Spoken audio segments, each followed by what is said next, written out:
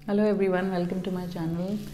Thank you so much. आज काफ़ी दिन बाद मैं आपके सामने एक वीडियो लेके आई हूँ। तो आज हम डिस्कस करेंगे कि अगर आपकी ज़िंदगी में आपको लगता है कि आप बहुत दुखी हैं या आपकी लाइफ बहुत संघर्षों से भरी है या आप बहुत परेशान है लाइफ के प्रेशर से, और आपको लगता है कि आपके अराउंड लोगों की ज़िंदगी काफ़ी नॉर्मल है लेकिन आपकी ज़िंदगी में बहुत दुख, संघर्ष, संकट, हर तरीके का ट्रॉमा इन्वॉल्व है, तो आज का वीडियो आप प्लीज़ पूरा देखिए। सबसे पहले चीज़ तो मैं ये कहना चाहती हूँ कि अगर आप अपने आसपास वालों को देख के ये सोचते हैं कि मेरी ज़िंदगी इतनी टफ़ क्यों है, मेरे चैलेंजेस इतने बड़े क्यों हैं, लेकिन जो लोग मेरे आसपास हैं, मेरे फ्रेंड्स हैं, मेरे रिश्तेदार हैं, उनकी लाइफ तो बहुत ईजी है, उनकी लाइफ तो बहुत कंफर्टेबल है। तो पहली चीज़ ये भी याद रखिए कि जो आपके आसपास के लोग हैं उनकी लाइफ में भी दुख है, सबकी लाइफ में दुख है। जो भी इंसान इस धरती पे जन्म लेता है, इस मृत्यु लोक पे आता है, उसको दुख मिलते ही हैं, क्योंकि इस अर्थ पे, इस प्लेन पे सुख दुख इस जीवन का पार्ट है।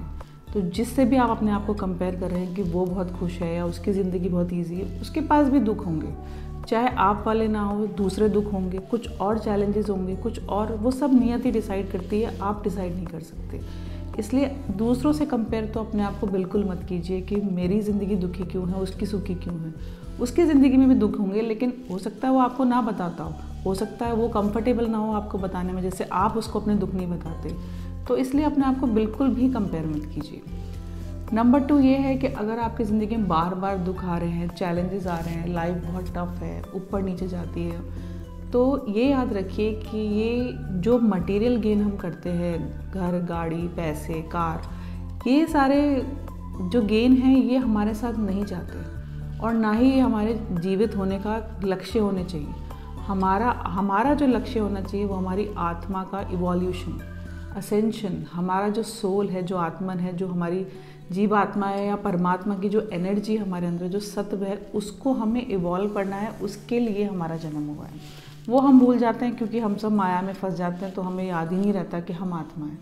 तो ये जब दुख आते हैं तब नियति, नेचर आपको काट देती है इन मटेरियल सुखों से और आपको सिक्लूड कर देती है ताकि आप बिल्कुल अलग हो जाएं, और वो दुख में जो आपकी एनर्जी होगी वो हील होगी, आपकी नेगेटिविटी हील होगी और आप रिवाइव करेंगे, आप ग्रो करेंगे, आपकी आत्मा और एक्सपीरियंस लेगी, विजडम लेगी, ग्रो करेगी। तो आत्मा के प्रोग्रेस के लिए ये दुख आने बहुत ज़रूरी है। सारा दिन सुख है, हर दिन आपको अगर सुख से बीतेगा, खाया पिया, मज़े करे, मौज मस्ती, पार्टी, दोस्तों में चले गए, सो गए, आप ग्रो नहीं करेंगे। लेकिन अगर आपकी लाइफ में कोई रफ पैच आया, कोई सैड फेज़ आया, 6 महीने बहुत बुरे बीते, 6 महीने जॉब नहीं थी, पैसे नहीं थे, वो फेज़ आपको सिखाने के लिए आएगा। तब आपकी आत्मा का इवोल्यूशन जो होगा बहुत फास्ट होगा और आपकी नेगेटिविटी की जो हीलिंग होगी वो भी उसी टाइम पे होगी। इसलिए ये दुख आपको सिखाने के लिए आते हैं। आपकी आत्मा ने जब वो दुख देखा, आपके शरीर ने देखा, तो आप कुछ उससे लेसन आपने लर्न किया, कुछ आप सीखे। अब आप सीख गए, अब आप मैच्योर हो गए, अब आपकी ज़िंदगी में फिर सुख आ जाएगा। तो सुख दुख आते रहेंगे। तो ये पार्ट है। हाँ, किसी के ज़्यादा हैं और किसी के कम हैं, ये बिल्कुल सच है। किसी को ज़्यादा इसलिए मिलते हैं क्योंकि उसकी आत्मा की ग्रोथ के लिए वो इस जन्म में ज़रूरी होते हैं। इसलिए इस चीज़ को बहुत स्ट्रेंथ के साथ लीजिए कि ठीक है, दुख है, दुख आया है, मैं उससे लड़ूंगा, मैं उसको फेस करूंगा, मैं हार नहीं मानूंगा, क्योंकि इसी से मेरी ग्रोथ होगी, मेरी आत्मा की ग्रोथ होगी। मेरा घर मेरे साथ नहीं जाएगा, मेरी BMW मेरे साथ नहीं जाएगी, लेकिन जो ये ग्रोथ हुई है मेरी आत्मा की, यही मेरे साथ जाएगी आगे की यात्रा में, दूसरे जन्मों में। ठीक है।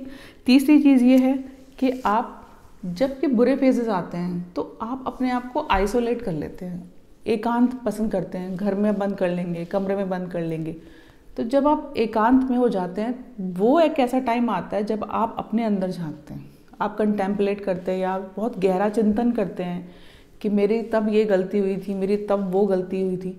फिर उनको आप एनालाइज करते हैं। नहीं तो रोज़ की भागदौड़ में आपके पास कोई टाइम नहीं है, फन, पार्टी, मौज मस्ती में आपको टाइम ही नहीं मिलेगा कि आप अपने अंदर चिंतन कर सकें, अपनी लाइफ के लेसन्स को रिवाइव कर सकें, लर्न कर सकें और आगे के लिए अपने आप में इम्प्रूवमेंट ला सकें। वो नहीं लाएंगे आप। क्यों? क्योंकि आप तो फन में इतने बिजी थे, खुशी में इतने बिजी थे। इसलिए वो यूनिवर्स, कुदरत, ग्रह, एनर्जीज आपको उस फेज़ में लेके आती हैं। थोड़े दिन लाइफ में चली, फिर वो फेज़ आया, फिर आप एकांत में आए, फिर आपने एनालाइज़ किया कि हाँ मेरे लिए ये ठीक था, नहीं मेरी ये गलती थी, अब मैं अपने में ये चेंजेस लाऊंगा, अब मैंने तब ऐसा किया था, अब मैं नहीं करूँगा। इन सब चेंजेस के लिए भी बहुत ज़रूरी है कि ज़िंदगी में उतार चढ़ाव आएँ, दुख आएँ, लेसन्स आएँ। इसी से आपकी विल पावर जागेगी, आपका ट्रूएस्ट पोटेंशियल, आपका फुलेस्ट पोटेंशियल जहाँ तक आप जा सकते हो वहाँ तक आप धीरे धीरे पहुँचोगे। और सबसे इम्पॉर्टेंट लास्ट चीज़ ये है कि जब दुख आता है तो जो भी लोग अच्छे लोग होते हैं, जो आपके सच्चे दोस्त कहिए या सच्चे वेल विशर्स कहिए, वो आपके पास होंगे। जो भी बेकार लोग होंगे जो ज़िंदगी में बस हैं, यूज़ करने के लिए हैं, वो सब धीरे धीरे अपने आप निकल जाएंगे। तो वो जो बुरा फेज़ आएगा वो आपको ये भी सिखा के जाएगा कि आपका अपना कौन है और पराया कौन है। आप किसी के साथ टाइम वेस्ट करते रहे, उसको पैसे देते रहे, करते रहे, लेकिन जैसे ही आपका बुरा फेज़ आया वो इंसान चला गया, क्योंकि अब आप उसके काम के नहीं रहे। तो वो एनालाइज़ करना कि कौन अपना है, कौन सही है, कौन गलत है, कौन सा सोल नेक है, कौन सा सोल बेकार है, कौन सा सोल मेरे से जुड़ा हुआ है, ये सब एनालिसिस करने के लिए भी ऐसे फेज़ लाइफ में आते जाते हैं।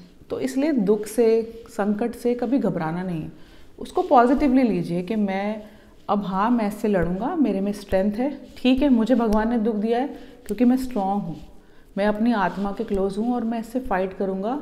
और मैं दुख के बाद मेरा अच्छा फेज़ भी आएगा, लेकिन उस अच्छे फेज़ के लिए मैं अभी प्रिपेयर होऊंगा, अपने आप में झांकूंगा, कंटेम्पलेट करूँगा, और फिर मैं फिर से खुशियों को जब मेरी ज़िंदगी में आएंगी उन्हें एंजॉय करूँगा।